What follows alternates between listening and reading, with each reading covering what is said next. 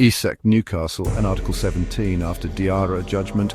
Situations like this are about leverage. In Newcastle's favour is the fact that Isak is under contract until 2028, which means if he's going to transfer to another club, they get to negotiate a fee, and apparently £110 million isn't enough. Once the transfer window shuts on Sept.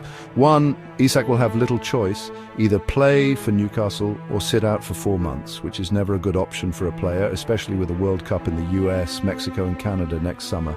In Isak's favour is the fact that while they can make him stay, train and even play, an unhappy player will generally be less productive. The less productive he is, the more his transfer value will diminish. Of course, if Isak's productivity diminishes, so too will the wages he can command and the clubs he can attract. So as leverage goes, it's kinda meh. Enter Article 17. It took effect 20 years ago when FIFA, under pressure from the European Commission, who believed the transfer system restricted the freedom of players to change jobs like ordinary people can, came up with a mechanism to allow them to effectively walk out on clubs. They had to fulfill certain criteria, and a certain amount of compensation had to be paid.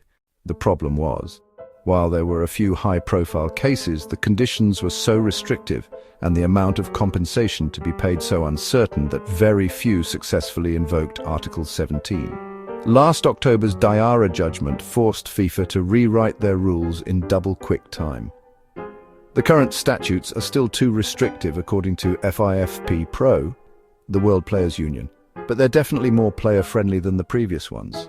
For a start, several significant hurdles have been removed. Previously, FIFA could withhold the player's transfer certificate until the matter was resolved, no more. The club who signed an Article 17 player had to prove they didn't collude with him to cause the breach of contract. That's gone too. Now the burden of proof rests with the club that loses the player. Crucially, Isak is well positioned to take advantage of this and become a free agent in less than 12 months with whatever new club he signs, for having to pay as little as half of the £110 million Newcastle turned down. Of course, Newcastle would be entitled to compensation. FIFA's rules say the compensation would be calculated based on the damage suffered by Newcastle, according to the positive interest principle, taking into account the individual facts and circumstances of each case. In practical terms, that's a fancy way of saying that the dispute resolution chamber of FIFA's football tribunal would take into account a combination of factors such as the wages Isak would have earned in his final 2 seasons, around £12.5 million, his residual value on Newcastle's books, around £20 million, and the cost of signing his replacement. There's no fixed amount, but one sports lawyer I spoke to reckons it wouldn't be more than £50-60. He explained that FIFA, following the Diarra judgment, don't want to be seen to be punitive toward restricting player freedom of movement. Newcastle, of course, would then be able to appeal the judgment to the Court of Arbitration of Sport and ask for more compensation. Either way, it's hard to see them getting near what they turned down from Liverpool, and there's the risk that they'll get less, way less.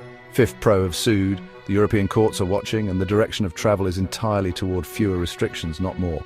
There's another wrinkle in all this. The wheels of compensation tribunals grind slowly. A final judgment could take 18 months to 2 years, but under FIFA's tweaked rules, the player would be free to play for his new club straight away. Paying no transfer fee at all for 2 years for someone like Isak could well be worth the uncertainty of not knowing what the compensation will be if you sign him.